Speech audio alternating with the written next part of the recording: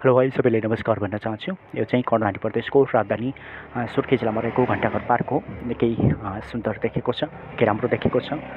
यहाँ मानिसहरू फोटो खिच्नको लागि, भिडियो बनाउन, टिकटक बनाउनको लागि धेरै मानिसहरू घुम्नको लागि आउने गर्दछन्। वरिपरि मनोरम चाहिँ डाँडाहरू देखिएको छ, बिचमा पार्क रहेको छ, वरिपरि निकै आकर्षित ठाउँ रहेको छ, मनोरम वातावरण रहेको छ।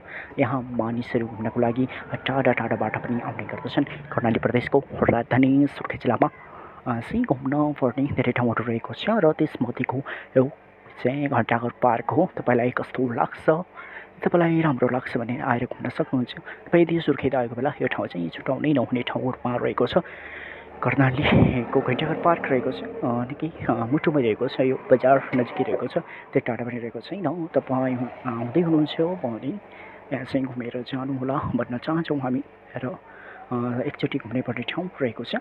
तपाईँ हाम्रै ठाउँ सुर्खेत जिल्ला रहेको छ र पर्यटन हिसाबले पनि राम्रो रहेको छ।